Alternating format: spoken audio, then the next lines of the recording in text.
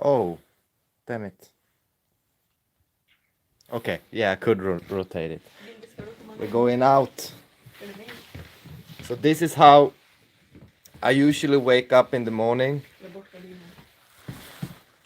We often have this closed so you don't see anything. And Vilde is right here, tired. Hey Vilde. And then now it's a beautiful weather, so I just bam, open it up. Molly's excited, she feels the sun. Let's go out, dogs. Let's go, let's go. They get so excited when the sun is out. Like, look at that. Look at Molly. So happy. Yes, can you run on the snow? Yeah. In Sweden, we call this type of snow skare. Skare is basically hard snow that you can walk on and you can just glide on. But look at this view. Look at this weather.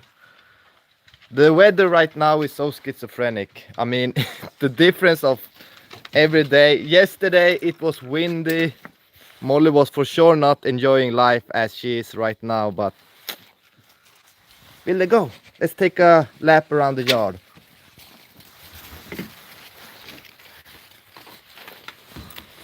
What's up, guys? I did not expect many people joining right now, but yeah, it's fantastic. I'm just gonna take the dogs out for a walk. Then I thought we rather are going to the lake and drilling a hole into the lake, into the ice, and fishing after some fish. That is pure happiness.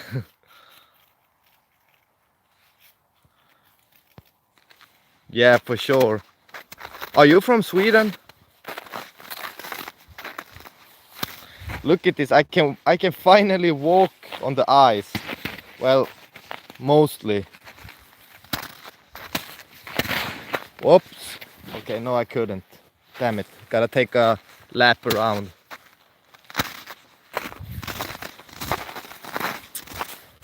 Where should I walk? Come on, Vilde. Come. That is cheating. They can just walk on the snow. God damn it. So what's the time right now at your place? Where are you from?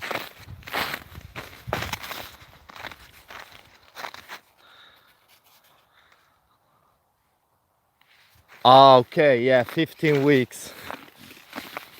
Yeah, I don't know if they suggest that you should walk like really long, but I guess how long, I mean, it's just a definition. But I think they say like you should walk a puppy for like, I don't know, a few minutes, 10 minutes or something like that. But of course you can take them out for hours. You can always pick them up.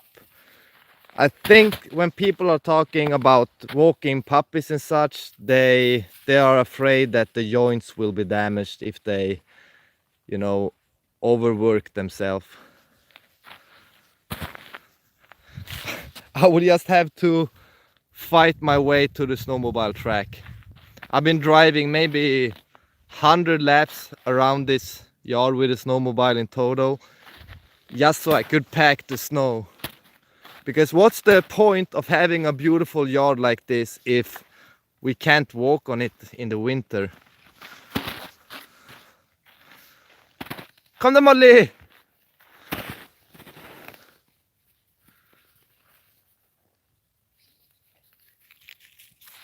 Yeah, that's fantastic. That's fantastic. So you got an Amstaff that is 15 weeks. That's awesome. Yeah, this is our backyard. It's ridiculous.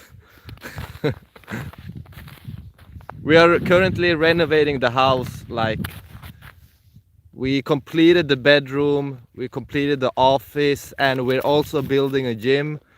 And now we are currently working on the living room. Man, I hope my phone can capture this weather because it looks so beautiful. But sometimes when there's a lot of light coming into the lens of the camera, it gets more dark.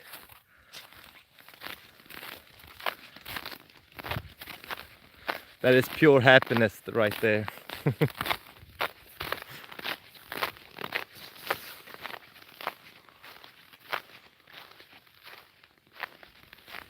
Yeah, I mean, I'm so grateful that we found this place, having a yard like this. 1 week ago I filmed when I drove a snowmobile. I think I talked about it many times before, but anyway, we were driving the snowmobile and Molly the Amstaff. So I got two dogs. Molly is a Amstaff and Vilde, the smaller one, she's a Staffordshire Bull Terrier. So Staffy and a Amstaff. So Molly the Amstaff, she was kind of chasing me on the snowmobile, and I got some really cool footages that I'm currently editing. The only thing that we have to be careful of is that there's a lot of mooses, there's a lot of hares and foxes here, and Vilde that you see right there, she has a lot of prey instincts. So I don't want her to chase after, you know, hares, that her instincts get triggered, because so I'm basically controlling her. It's easy, or not easy, but it's way easier to tell a dog no before they get, you know, that hyper focus. There's a big difference of calling, I mean recalling after a dog, if you did it, you know, before they get that hyper focus. Because if I let her chase that hare for maybe 10 seconds, she's so focused and energetic that she will, you know, shut down everything in her surrounding, and she might not listen. So if I see a hare right there, I will tell her no even before that she sees that hare. Now I just got a notification that Denmark is closing the borders, so no one is allowed to go into Denmark. They shut down all the schools and the border as well. And I got a little brother and sister that is in the USA, and they will have to stay there for a bit because they are, you know, going into school. They thought about coming this Sunday home to Sweden, but if they do, they won't be allowed back into the United States. So that is kind of bad. The most, I mean, there's two things that I'm worried about, I guess, is the biggest things. Obviously the health from the, yeah, well, the entire world, but also the goddamn stocks. The stocks, yeah, I don't know what to tell you. They are going crazy down. Two days ago, what's up Casey? Glad that you could join us. I just thought I'm gonna take a short live stream, because I'm just gonna take a lap around the yard and we're going to the lake. But I always enjoy tuning in, chatting with you guys. Yeah, but you know, yeah, for sure I won't be affected out here in the woods, but at some point I'm gonna show you how close we are to the city. I mean, it only takes 8 minutes to drive, and you see that forest over there, 700 meters, you know, above or from the other side, they are building maybe 400 houses. So they are building so many neighborhoods, so many houses here, but we have all this yard. So I think that's gonna heighten the value of this backyard in maybe 10 years, when there's so many houses that has a little yard, and then all of a sudden we got this place. So if we decide to sell this when we are very old, I think the price will go way up. Yeah, so 8 minutes to the main city from this place. And we lived in an apartment before that was pretty close to the city, and that is 6 minutes drive. So we didn't change much, except that we got a house that we are renovating and this big gigantic backyard. And I got so many cool plans. Yesterday I thought, like, Well, I said that we're gonna have horses, we're gonna have goats and chickens. So then I thought I'm gonna build a few, maybe some, you know, cabins, so we can. There's a lot of tourists, especially from Japan and such. Do you say Japan? Japan, yeah. So many tourists from Japan like to come to northern part of Sweden to check out the northern light, to check out some reindeers and stuff. So I thought maybe in the future we can build a little business here and combine the YouTube thing with the products that I'm building and renting out some cabins so they can basically interact with horses, goats, chickens, but then I can also give them a ride, which is like maybe 100 kilometers from here, and then they can go and meet some reindeers and stuff.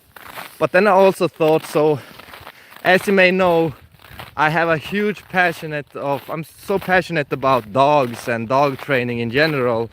So yeah, Molly is having a huge stick.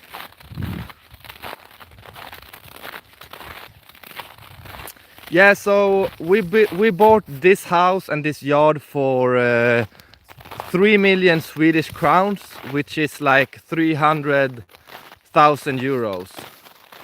But then we are renovating, and when we are done renovating, we probably paid 400,000 euros. So it's a lot of money, but we are building this for, you know, gonna live here forever, hopefully. And if I can do that business that we have cabins so tourists can come here, but also I thought that I'm gonna maybe have I don't know the English word for it, but you know, a kindergarten for dogs. So there's a lot of people that have dogs, but they can't really, you know, they have no one to take care of them when they are for work. So well, if I open up a business, a few cabins that tourists can come here and people can drop off their dogs for a certain fee, but also in that, you know, kindergarten for dogs, we can also, you know, add a few things. Like if someone has a problem with their dogs and their dogs need to be socialized, well, they can pay a certain thing, then I can put time and socialize that dog. And also I can build a rehab. Now I really, yeah, that word is hard. Rehab, basically a rehab for dogs, so I can build a swimming pool. There's a lot of people I noticed that is interested to take their dogs and put them into rehab for joints and stuff. Yeah, exactly, a dog school basically. So the main thing would be that someone is taking care of them when their owners are out for work, but also if they want to, we can add a few things like training and stuff. That would be really cool. Yeah, I mean, that's obviously it's a few years because it's not that cheap to build so many buildings. So I gotta take it one step at a time, relax, save some money, and then we can build. Maybe the cabins could be like here, or that I remove some woods and build the cabins over there. That would be kind of cool. So they can be alone, but they can also interact, you know, see the northern light when it's dark and stuff. But that would be pretty neat to have a dog school, take care of dogs, but also retrain them or train them. And yeah, I have two girls that I previously known. I'm not talking to them that much now, but I thought like, they have that rehab center for swimming, and maybe if I build a center, they can come and work here. This is in Luleå, northern part of Sweden. It's near the coast, the east coast, I guess. Molly, bring that gigantic stick to me. Molly is for sure a stick carrier. Now my girlfriend yells that we gotta leave now. I took 15 minutes to walk around this yard, and usually takes a few minutes. But I really enjoy this. When the snow melts, I'm gonna have a motorcycle, and well, I'm gonna drive just like crazy around this backyard, and Molly can chase me on the motorcycle. I really enjoy doing stuff like that with Molly. Molly is so excited to, you know, work with her body.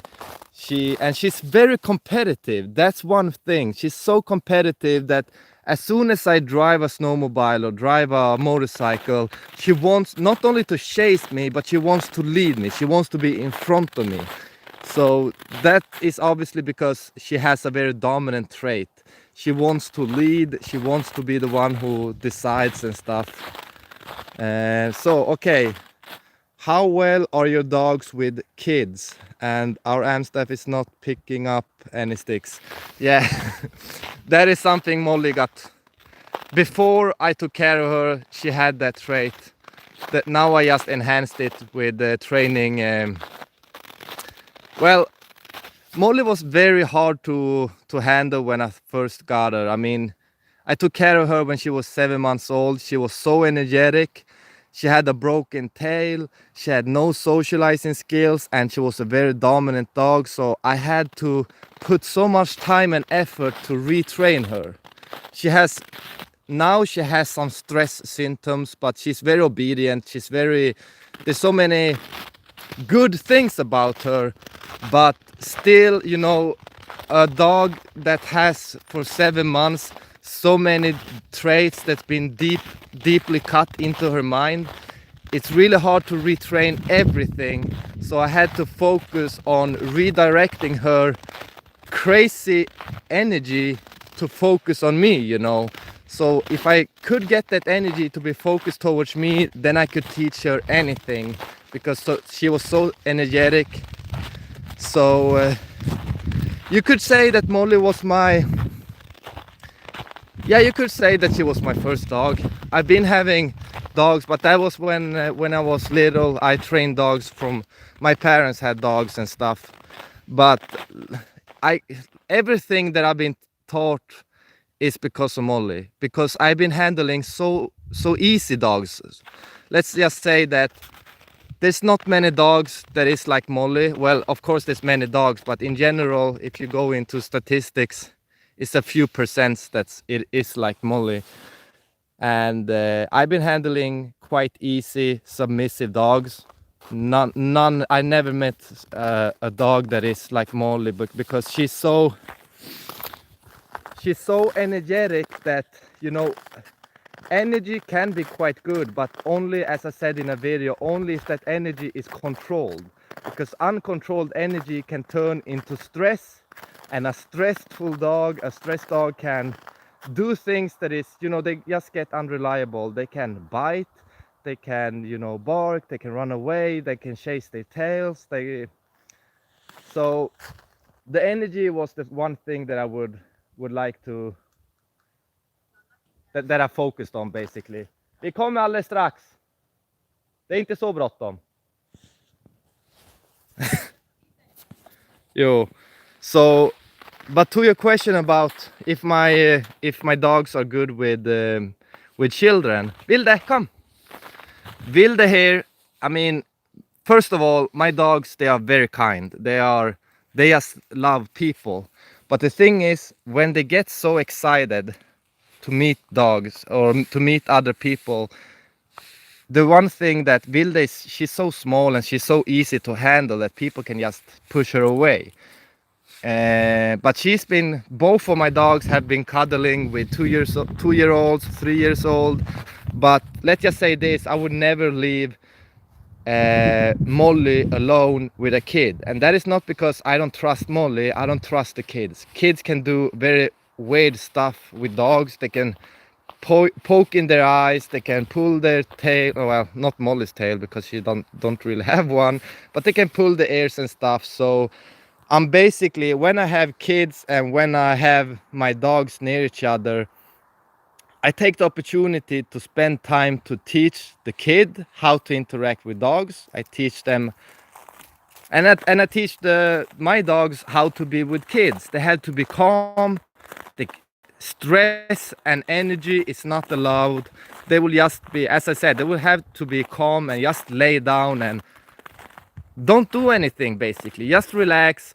Being playful and overly excited is not acceptable. Now she took both of the dogs inside. But anyway, having a stressed dog or over energetic dog with children is not to be recommended, because well, they can jump on the kids and kids easily get scared and stuff. So yeah, maybe that is a topic for a future video.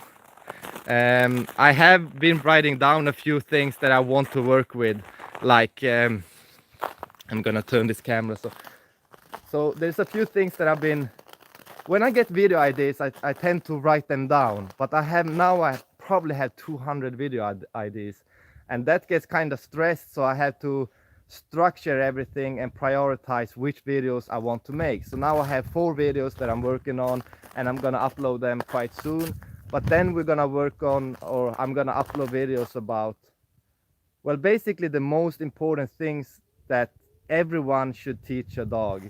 And it basically comes down to socializing, having a dog socialize, but also passivity training. And those goes kind of hand to hand, because what passivity training is basically teaching your dog to restrain themselves, to be calm, because if they can't control the energy, they get unreliable and they can do everything that you don't want them to do. So passivity is basically, well, there's hundreds of dogs 100 meters away from here, whatever. That doesn't mean I'm gonna go and act crazy, get overly excited because I see a dog or I see a human. So basically having a calm, obedient dog is, well, that is key. And then the second thing is about socializing dogs. So your dog can be calm around other dogs and people and stuff. So that is one thing that, well, that is basically those 2 things that I think that is the most important things to teach a dog. If you have a dog that is calm, obedient and well socialized, you will never have any problem. Vilde is 3 years old and Molly is 5 years old, and they are both very good with other dogs. Vilde is so submissive. She just wags her tail and lays down on her back in front of a dog to show them that she's submissive, there's nothing to worry about. And Molly, she's a dominant dog. She's a little bit, well, I have to think and I have to know the other dog before I let them loose with each other. I have to know how well socialized the other dog is, because it takes 2 to tango, you know. Doesn't matter. I get so sick of people having a...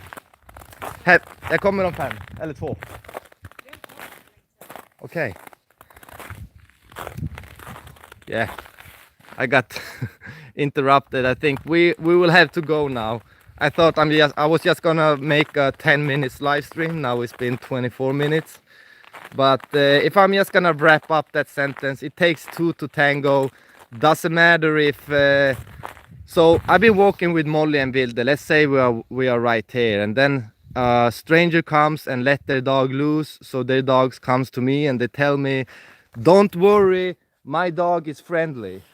And I understand why they do that, but the thing is that doesn't matter if your dog is friendly if my dog is not friendly. And even though your dog is very friendly but they are overexcited, doesn't necessarily mean that my dog will appreciate your dog's overhype, you know. Dogs are, you know, it's in their instinct, especially if they're in a pack. If there's some dogs that are overly excited, the entire pack can turn against them and tell them, hey, you need to relax. So they kind of group up upon other dogs. And I've seen that so many times, even though this is the most funny thing that I've seen. So there was a friend that I have that has 5 dogs. and then they met Molly. But one of those 5 dogs was so overly excited and tried to, you know, dominate my dog. And even though that pack was living with each other, the entire pack turned against one of their own members and said, "You gotta chill." So I just thought that was so fascinating to see the pack instincts of dogs, because dogs interact so differently when they are in a pack, you know, 5 or 10 dogs, compared if they are alone. So that is one thing that is very interesting. All right, guys. Thank you for tuning in. I did not expect that more than 20 people would come and go into this live stream. Perhaps it was even more. So gonna have to wrap that up. Greetings from Italy. Hope you guys are safe over there. And I will see you guys in the next live stream. Perhaps I do a live stream tomorrow as well. And then I'm gonna upload a few videos. So see you guys another time. Thank you for stopping by and have a fantastic day. Peace.